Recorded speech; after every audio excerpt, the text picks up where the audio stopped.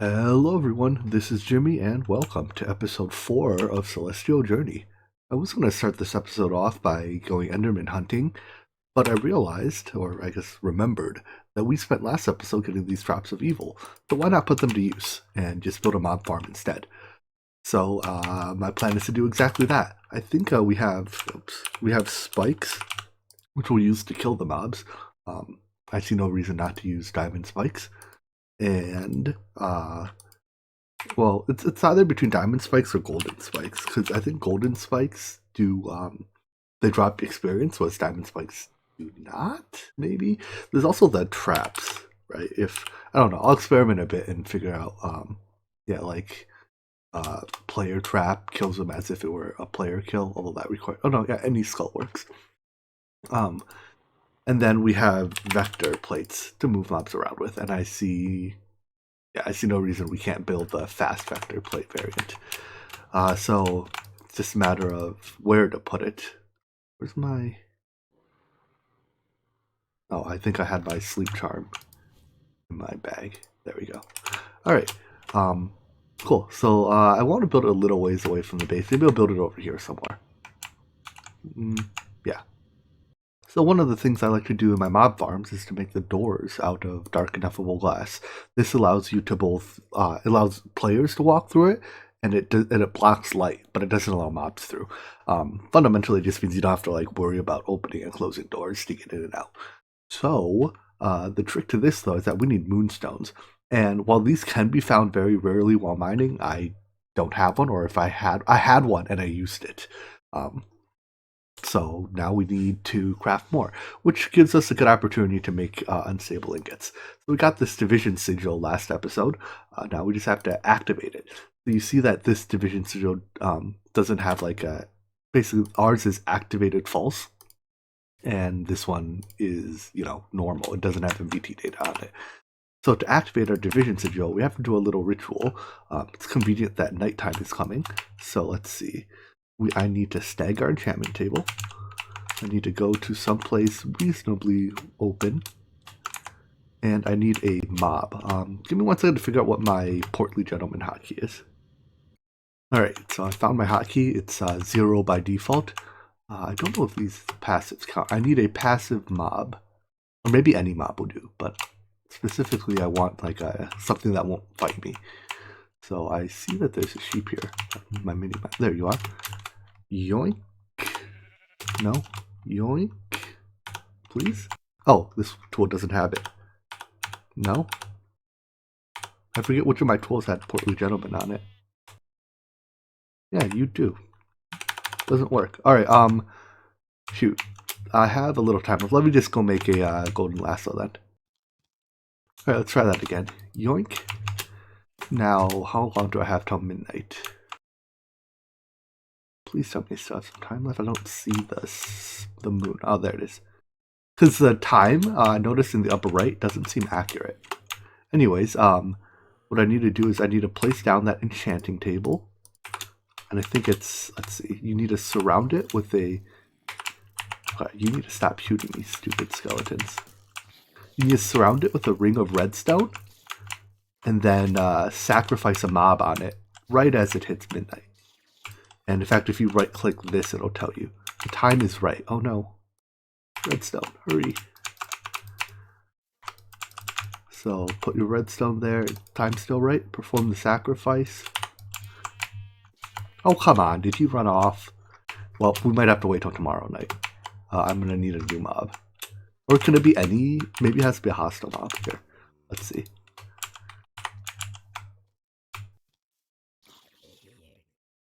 No, that didn't do it either. Too late. Maybe it was too late. Shoot. Alright. Well, I mean, we missed the time this night. We'll try again tomorrow, I guess. Let's go sleep now so I don't have to fight mobs all day. In the meantime, we still have some stuff to do, though. Because, in addition to killing mobs, we also have to make the lunar reactive dust. So this is made in a resonator, which... oh dear, takes a bit more stuff than I expected. That's fine. But we also have to make this grid power for it. So for the time being, solar panels represent... Hey, cut it out. ender pearls. For the time being, solar panels. Why is it dark? I have blindness. Oh, from you. All right. As I was saying, for the time being, solar panels represent our best source of grid power, so I'm going to make some of those.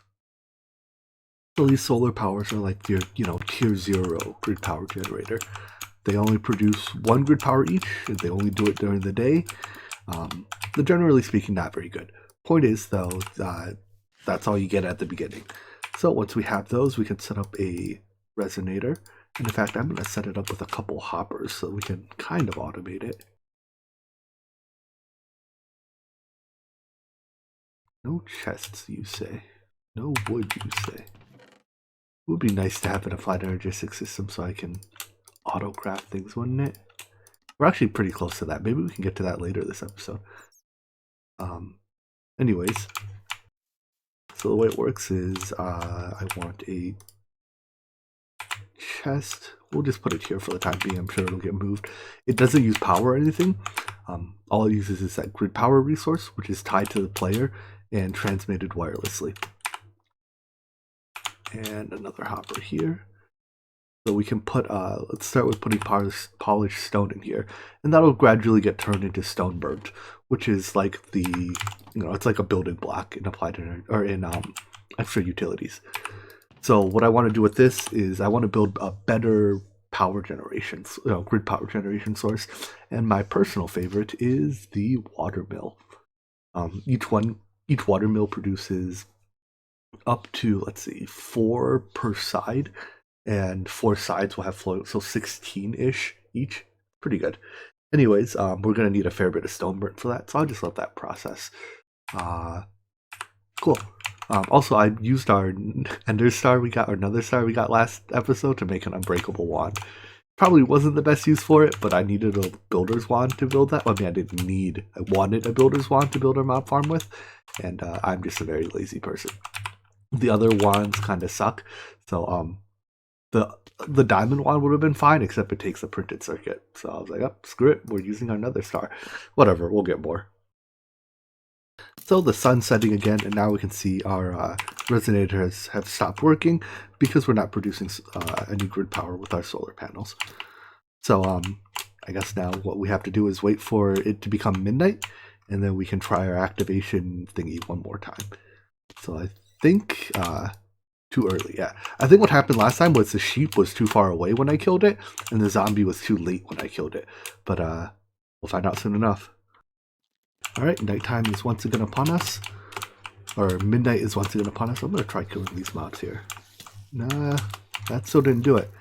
It does say directly on the altar, so I'm hoping that I can do this quick enough that it doesn't walk off. And it did. That's really annoying. Alright, I still have a little time left. Let me try to snag one of these pigs over here.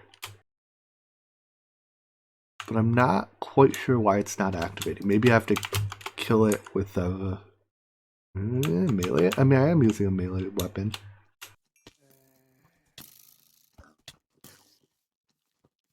Come back here. Alright, that could not have been more directly on the altar. And, alright, well, I guess we'll try again the next night. So the reason I like water mills is that they're just very easy to set up. Put them in this like X pattern, and then just put, well, they produce power based on the amount of flowing water blocks adjacent to them. So, source blocks don't count, which is, I guess, like their trick, but it's very easy to, set this up such that it doesn't form sources. And I think it's like the grid power produces is proportional to the rate of water flow, where like max flow rate is, maximum grid power. So just fill in all the corners and stuff with water, and each one, yep, we're good to go. So they're all producing 16, and then we're losing a little bit due to efficiency loss, because at one point the developer was like, everyone's making 1,000 water mills to make all their grid power, so we're going to do something to discourage that. And it just results in me making 3,000 water mills instead. But anyways, now that we're done with that, we can start resonating some of our lapis, and that'll turn into the lunar reactive dust or whatever that we need to make our dark ineffable glass. And we're still waiting for the next day. I think it's evening-ish. Cool. Anyways, this time I'm a bit more prepared. It's not quite time yet. In fact, the sun is just setting. But I already have a pig stuck in a pen here now, so he can't escape too early. And when it's time, this really ought to do it. Alright, let's see if it's time. The time is right. So, there we go. That did it. Cool. Added benefit, I was expecting it to turn the dirt around it into cursed earth, because that's something that used to happen back in the 1.7 days, but I guess not anymore. Anyways, I can't do anything at night because I'm getting shot by too many mobs, so let's sleep. Haha. Burn, skeletons, burn. And a mob head, sweet. Alright, because I don't actually think I have a creeper head yet. Anyways, you can live there now. Now that we have our activated division sigil, we should be able to use it to craft. So we should have this is done. And let's give it a shot. Now I'm curious. It used to be that you can only do this in a vanilla crafting table, and that appears to still be the case. So let's build one of those. And much like Extra Utilities 2's unstable ingots, they explode. So what? Oh, right. So let's actually, they explode after a certain amount of time and if left unused. So my plan, let's see, is to craft the division or craft the ingot, and then let's pin this recipe just so I know what I'm doing with it. All right. Wish me luck.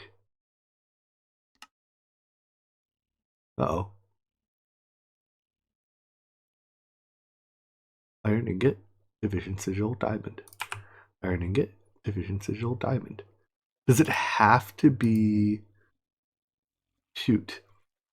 It says stable. Maybe it has to be the stabilized version of the sigil.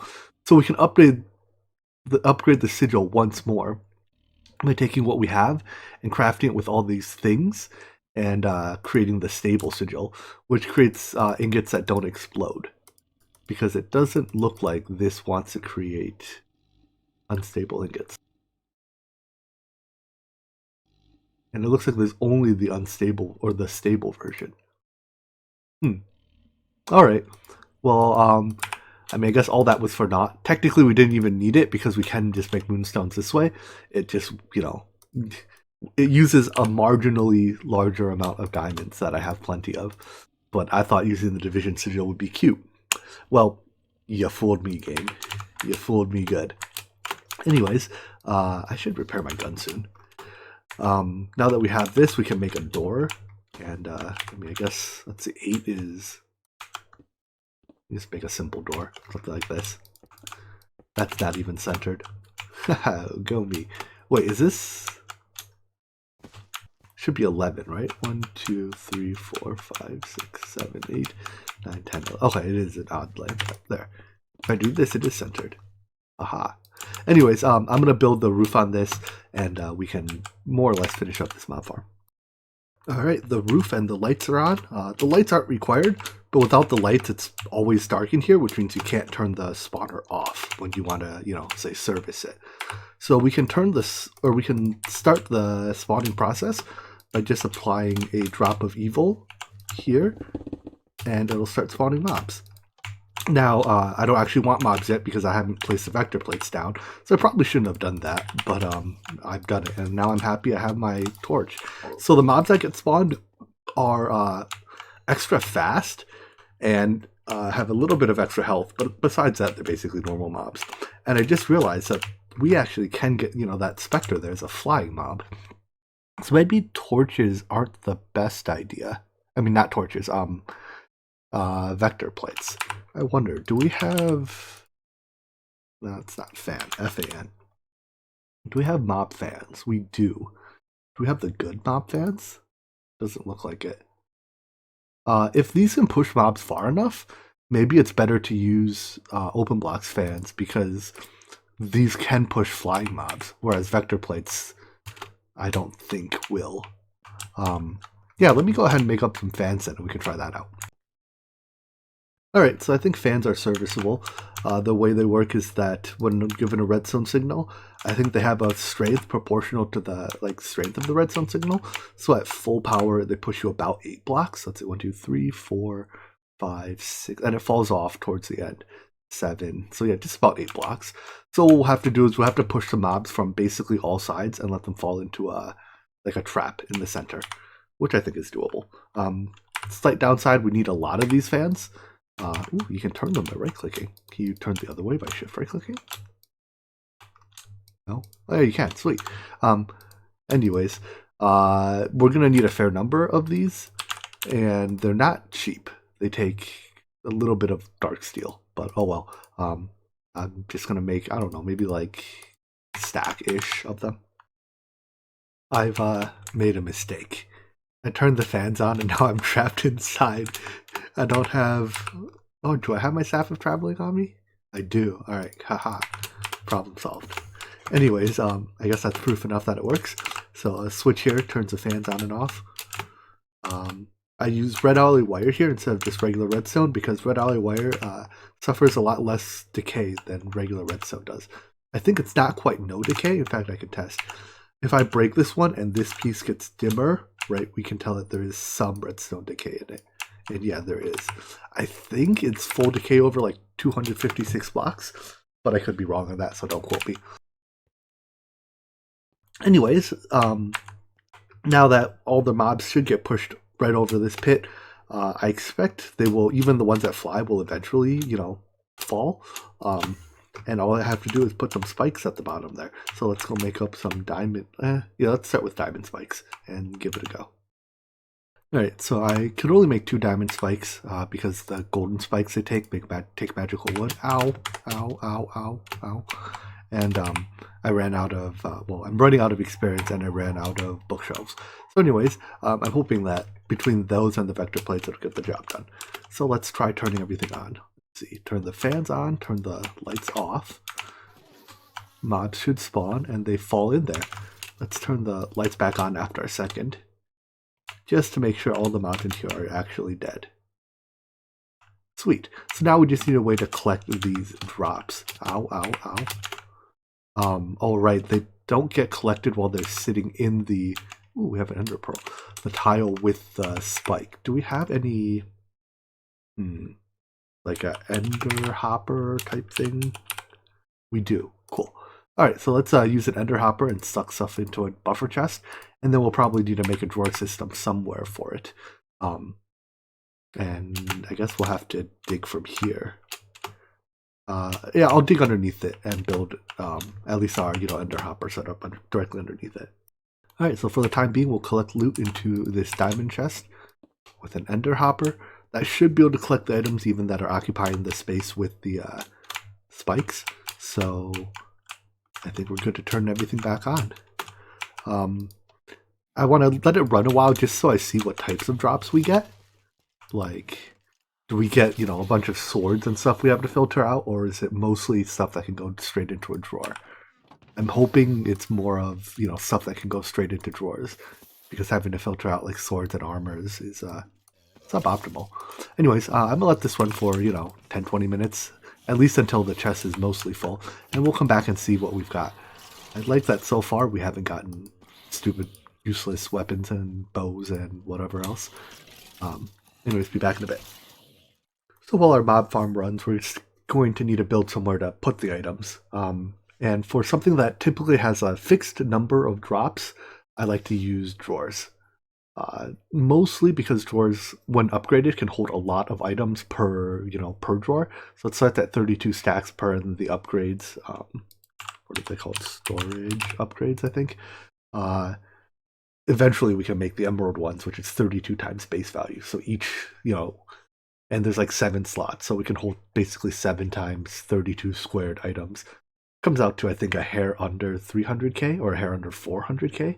And that's if you leave, if you leave room for a void upgrade, which automatically voids items once the drawer is full. Anyways, I took a look at these recipes, and thankfully, they all appear, as far as I can tell, to be the vanilla drawer recipes, which is very nice, with the exception of the drawer controller. However, the only challenge here is that it takes, 5 diamonds and a tiny bit of draconium, but we have all of that stuff, so we can make it. So for this, we're going to need a large number of, 30 the basic drawers, and probably some number of the 2x2 drawers for items that drop less often. And we probably want some compacting drawers in case we get, compacting drawers will automatically like craft items like 2x2 and 3x3 for you. So if you get drops that compact, like the Infernium essence, it's nice to store them in these because then you can store a lot more. Alright, the farm's been running for a few minutes, and by the looks of it, we do from time to time at least get some gear, which means we need a way to handle it, probably in the form of just trashing it, because I see no reason to keep that. Good news is just about everything else stacks. So my plan is to run a item conduit. We'll do it something like this, run it out this way. I don't know how far I have to go, but I'll just go away and then up. Hey, I think that's a good place to go. And from here, we're going to need these to make item conduits, but from here we can stash it all in a drawer, system built up here somewhere. And I need to go sleep. Alright, so let's clear out a little bit more terrain here, just so we have some building room. And my thought is that we will, let's see, get rid of this tree. And we will put the controller here. And then just a bunch of drawers around it. And I still have to, build the drawer upgrades and stuff. But first, let's just get the basic setup here out of the way. I don't know exactly how many drawer slots we'll need, but whatever. If we, have extras, then we have extras. No big deal. And that should round it out for now. So yeah, let me go build the drawer upgrades and the item conduits. And I guess we'll need a filter so that we can trash the, let's see, does this have ignore MBT data? Doesn't look like it. We might need an advanced filter, which means we'll need a Z-Logic controller, but that'll need a split. Whatever, I'll see if we can make do with a basic item filter. Anyways, crafting time. Alright, so my plan is to insert items. Let's see, let's grab some of the trash items first. Shoot, it looks like we're definitely going to need that advanced filter. In fact, we're going to need a big filter because not only are we getting enchanted items, but we're also getting enchanted items of gold and whatever type. So actually, let's stop real quick and I'll add a few items to this filter so we can start using it. But anyways, let's see, into the trash can, we want to insert on brown, low priority, and we'll for now filter it just for that golden helmet. And then into the drawer system, we want to insert on brown, high priority. We want to lock all the drawers. And then we want to run this cable. Let's dig one more down so that I can walk here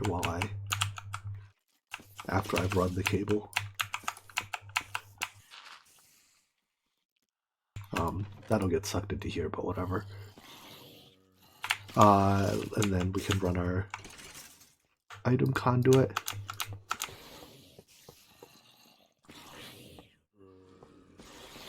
We want to extract on brown, always active.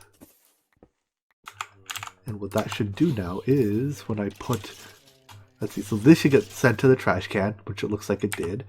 And let's start putting these items into their slots. So generally speaking, I like to, anything that can be compacted, I like to put into a compacting drawer. Like Infernium Essence can definitely be compacted. Some items like Rotten Flesh can in some packs and can't in others. So what I do is I usually set up an extra compacting drawer itself on the side to test. So like since it can't, that goes in here. So I'm going to go through and assign homes to all of these items. At least all the non-armor items. Alright, all the items are sorted into their various drawers. So again, the stuff on this side is, stuff we get a lot of. Stuff on this side is like, witches periodically drop some of these, and basically low volume drops. And apparently the only drop we get that's compactable is Infernium. Oh well. Yeah, and then all that's left is to handle the non-stackable item drops. And to do so, we're going to need a big item filter because I think we're going to need to ignore MBT data and ignore metadata because metadata is damage values and MBT data is enchant data. And we're going to need more than a couple types, like 5 or 6 types of items. So to make the big item filter, we're going to need the skeletal contractor, which is made in a splice and splice, which means oh, it doesn't use it uses an industrial chassis. I thought it would have used a soul chassis. All right, then that makes this very easy. We just have to make some solarium. All right, that wasn't too bad. So slice and splice, capacitor, and 1 skeletal contractor.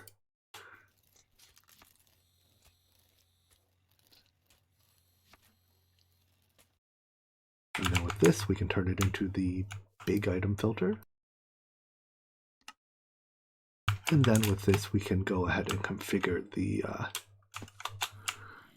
trash can. So we want to temporarily switch that to no channel, or to a channel we're not using. It's a whitelist, ignore metadata. Oh shoot, a big item filter can't do ignore MBT data? We might have to think of another option then. Hold on. Apparently it's the advanced big item filter that can it combines both an advanced filter and a big filter. But to do that, we need shulker shells, which means we have to go to the end. So I guess what I'll do for now is I'll just let diamonds. I'll just let enchanted items stay in here, and I'll manually trash them. So I'll just take non-enchanted items. Let's see. My inventory, and we just need 1 copy of each, and we can add them to the filter, and I think that's it for now.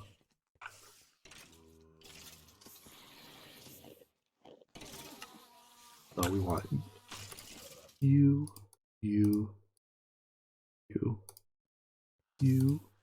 this, that, and that, and as I get more items to drop, we can add them to this filter.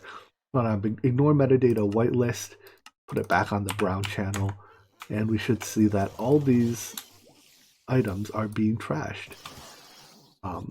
This dirt probably came from my digging, so I'm not going to worry about it. So yeah, the enchanted items will stay in here because they don't match the filter because they have MBT data until I can go to the until we go to the end and make the advanced filter. So all that's left now is I guess I should make a home for this diamond. The very precious diamond will get a 1-slot home. Anyways, so all I have left is to turn these upgrade templates into actual upgrades. I want void upgrades in every single drawer. That way they will never jam. If they fill up, then they'll just start voiding items, which is fine because these are generated automatically. And then on some of these drawers, I probably want a few storage upgrades. Stuff like bones that, we get a lot of. Can I eat hearts in this pack? I can. Haha. Oh, they don't. I think they just heal you 10 hearts when you eat them. Anyways, actually, now that we have these hearts, can I turn them into heart containers? I don't have enough emeralds. But besides that, I don't have enough of these bones. Alright, well, not yet. That's a shame. Alright, time to apply upgrades. So, as I said before, 1 void upgrade in each. Even the ones we're not using yet, just in case we end up using them later. Although, we're never, I don't think this mob farm is ever going to start spawning new mobs. And I have a splash of iron and diamond upgrades. Just the ones that, I want to keep a larger quantity of on hand. It's not a very scientific method that I'm applying for these, but basically the more they drop and the more valuable they are, the more likely I am to put the good upgrade on. Alright, cool.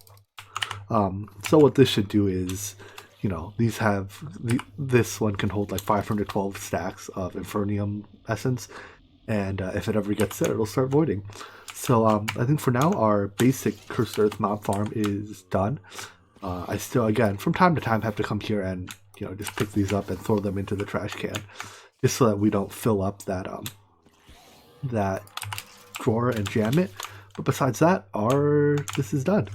So this will produce, most importantly, ender pearls, because we need those to visit the end. Well, I was hoping we'd get this mob farm built a little bit faster than we did, but alas, we had to take a couple detours with the division sigil and all. I guess we didn't have to. I chose to. But anyways, we're out of time. So we'll come back next episode, put these ender pearls that we're now farming to use, and hopefully be able to make our way to the end. So I hope you enjoyed this episode, and I hope to see you in the next one. Oh, and real quick, P.S. For those of you that are interested in watching my Dungeons and Dragons campaign, I will be streaming it on my Twitch channel. Link will be in the description. It's Sundays, I guess starting this Sunday at 4 p.m. Pacific or 7 p.m. Eastern Time. Hope to see you there. Take care. Bye-bye.